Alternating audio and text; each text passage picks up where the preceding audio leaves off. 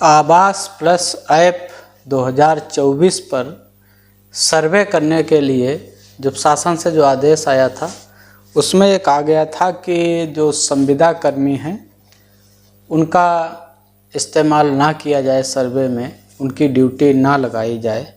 लेकिन फिर भी कहीं कहीं रोजगार सेवक, पंचायत सहायक या जो मानदेय कर्मचारी थे उनकी ड्यूटी लगाई गई है, ऐसा देखा जा रहा है। और उसकी वजह यह है कि जो ब्लॉक स्तर के एडीओ थे, जीई थे, कुछ अन्य लोग थे जिनके पास समय बहुत कम था, सर्वे के लिए समय नहीं था, तो ऐसे लोगों के स्थान पर उनकी ड्यूटी लगाई गई। और कहीं कहीं पे गांव पंचायतों की संख्या अधिक होने और कर्मचारियों की संख्या कम होने की वजह से भी मानदेय वाले जो वर्कर्स हैं उनकी ड्यूटी लगाई गई है।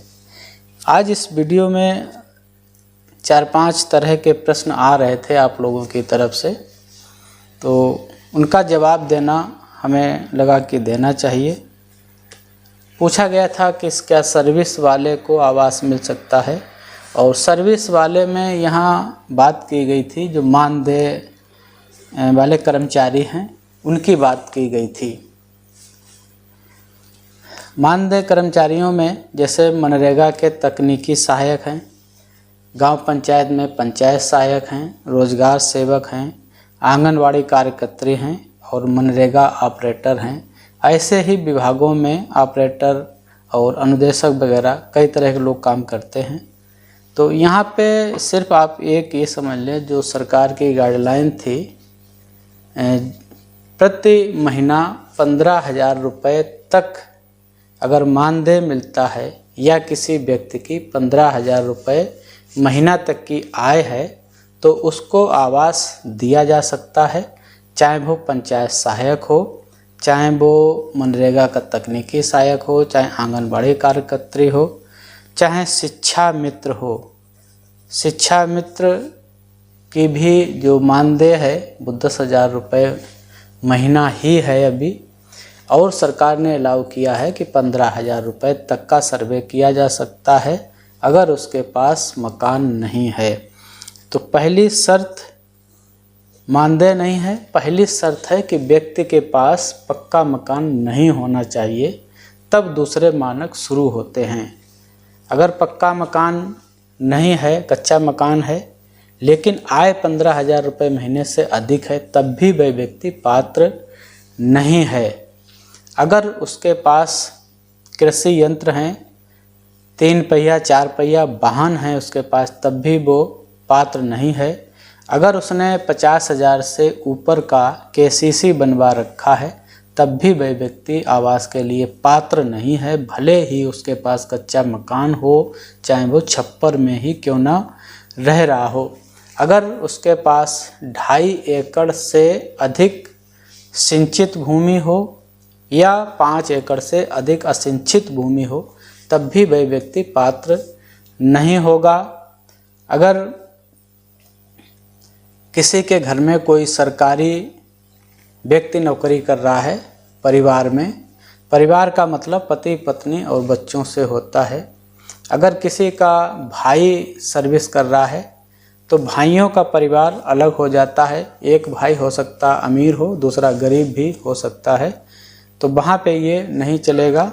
अगर कोई व्यक्ति जीएसटी पेयी है, कोई फर्म चलाता है और जीएसटी भुगतान करता है, तब भी वो व्यक्ति पात्र नहीं है, भले ही उसके पास कच्चा मकान हो।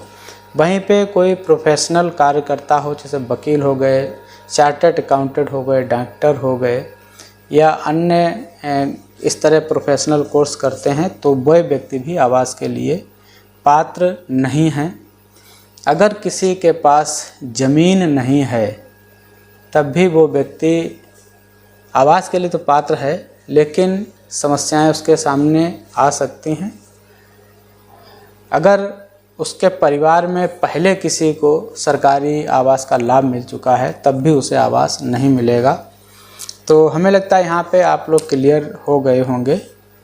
भले ही मानदेय प्राप्त करने वाला कोई भी कर्मचारी हो, किसी भी विभाग का हो, अगर वो 15,000 रुपये से कम मानदेय मिल रहा है और उसका कच्चा मकान है और जो अपात्रता के अन्य मानक हैं अगर वो उसके लागू नहीं होते हैं तो उसे आवास मिलेगा। भले ही कोई व्यक्ति कहे कि ये पात्र नहीं है, वो अलग बात है। और एक चीज़ और आप बता दें, कुछ लोगों ने पूछा था कि अपात्रों का भी सर्वे किया जा सकता है। अपात्र का मतलब अगर किसी के पास पक्का मकान है, ट्रैक्टर वगैरह हैं सारे, वैसे तो नहीं कहा गया, लेकिन अगर सर्वे ही करना है तो उसका सर्वे किया जा सकता है, कोई दिक्कत नहीं है। लेकिन ईमानदारी से जो उसके पास संसाधन है वो सारे संसाधनों को आप उस ऐप पे जो कॉलम हैं उन पर टिक करिए, उन पर भर दीजिए, कोई दिक्कत नहीं है। अपात्र होगा तो वो अपात्र ही होके रहेगा। तो ये था कि क्या सर्विस वाले को आवास मिल सकता है। अक्सर लोग जो मानदेय पे भी नौकरी करते हैं उनको भी लोग सर्विस वाला ही समझते हैं। तो 10,000 से 15,000 रुपये महीने तक की वेतन मानदेय मिलने वाला व्यक्ति, चाहे भले वेतन ही कह लें या मानदेय कह लें, मिलता है तो भी वो आवास के लिए पात्र है। हमसे जुड़े रहने के लिए हमारे चैनल को सब्सक्राइब जरूर कर लीजिएगा, वीडियो को लोगों तक शेयर करिएगा, क्योंकि बहुत सारे कन्फ्यूजन होते हैं, बहुत सारे आशंकाएं होती हैं, जिसके समाधान के लिए वीडियो शेयर करना ज़रूरी है। आप करिएगा, लोगों तक ज़्यादा से ज़्यादा भेजिएगा, चैनल को सब्सक्राइब जरूर करके रखिएगा।